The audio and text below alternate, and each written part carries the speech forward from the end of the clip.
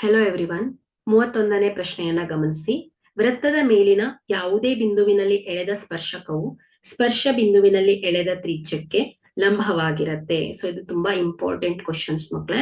So ಇದನ್ನ prove ಮಾಡಬೇಕು. So ಇಲ್ಲಿ ಮೊದಲನೇದಾಗಿ ವೃತ್ತ. ಸೊ ಓ ಕೇಂದ್ರದ ವೃತ್ತಕ್ಕೆ ನಾವು XY ಏನು ಹೇಳಿ P ಸ್ಪರ್ಶ ಬಿಂದುವಿನಲ್ಲಿ ಎಳೆದ ಸ್ಪರ್ಶಕ.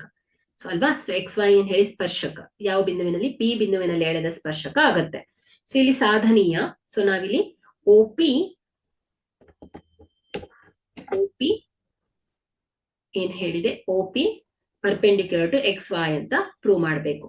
ಸೊ ಈಗ ನಾವಿಲ್ಲಿ ರಚನೆಯನ್ನ ಮಾಡ್ಕೊಳ್ಬೇಕು. ರಚನೆ ಏನ್ ಹೇಳಿ, XY ನ ಮೇಲೆ Q ಅನ್ನ ಗುರುತಿಸಿ. ಸೊ Q ಅನ್ನ ಗುರುತಿಸಿ ನಾವೇನ್ ಮಾಡೋಣ, OQ ಅನ್ನ ಸೇರಿಸಿ. ಸೊ ಅದು ಏನಾಗ್ತಾ ಇದೆ, ವೃತ್ತವನ್ನ R ಬಿಂದುವಿನಲ್ಲಿ ಛೇದಿಸಲಿ.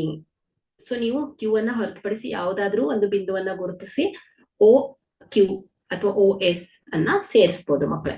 ಸೊ ಈಗ ಸಾಧನೆ. ಸೊ ಚಿತ್ರವನ್ನ ಗಮನಿಸಿ. ಚಿತ್ರದಲ್ಲಿ OR ಏನಾಗಿದೆ ಮಕ್ಕಳೇ, OQ ಗಿಂತ ಚಿಕ್ಕದಿದೆ. ಸೊ OR ನ ಲೆಂತ್ OQ ಗಿಂತ ಚಿಕ್ಕದಿದೆ. ಬಟ್ ಇಲ್ಲಿ OR ಈಕ್ವಲ್ ಟು OP, ಯಾಕಂದ್ರೆ ಇವು ಒಂದೇ ವೃತ್ತದ ತ್ರಿಜ್ಯಗಳಾಗಿರೋದ್ರಿಂದ OR ಈಸ್ ಈಕ್ವಲ್ ಟು ಏನ್ ಹೇಳಿ OP ಆಗತ್ತೆ. ಸೊ ಹಾಗಾಗಿ ಇಲ್ಲಿ ನಾವು ಇದನ್ನ OP ಲೆಸ್ ದೆನ್ OQ ಅಂತ ಕೂಡ ಹೇಳ್ಬೋದು ಅಲ್ವಾ? ಸೊ ಹಾಗಾದ್ರೆ ಇಲ್ಲಿ ಇದು P ಅನ್ನ ಹೊರತುಪಡಿಸಿ XY ಮೇಲಿನ ಎಲ್ಲಾ ಬಿಂದುಗಳಿಗೂ ಅನ್ವಯಿಸುತ್ತೆ. ನೋಡಿ, ಉದಾಹರಣೆಗೆ ನಾನಿಲ್ಲಿ S ಬಿಂದುವನ್ನ ಗುರುತಿಸಿ OS ಅನ್ನ ಸೇರಿಸಿದ್ರೆ, ಸೊ ಇಲ್ಲಿ OT ಕೂಡ ಏನಾಗುತ್ತೆ ಹೇಳಿ, OS ಗಿಂತ ಚಿಕ್ಕದೇ ಇರತ್ತೆ. ಓಕೆ. ಸೊ ಇನ್ನೊಂದು ಬಿಂದುವನ್ನ ಗುರುತಿಸಿದ್ರು ಕೂಡ ಏನಾಗುತ್ತೆ, OR ಗಿಂತ OQ ದೊಡ್ಡದಿರತ್ತೆ. ಅಂದ್ರೆ ಏನಾಯ್ತು ಇಲ್ಲಿ, ಸೊ ಈ P ಬಿಂದುವನ್ನ ಹೊರತುಪಡಿಸಿ ಯಾವುದೇ ಬಿಂದುವನ್ನ ಗುರುತಿಸಿದ್ರು ಕೂಡ ಆ ಎಲ್ಲಾ ಬಿಂದುಗಳು ಏನಿರತ್ತೆ ಹೇಳಿ,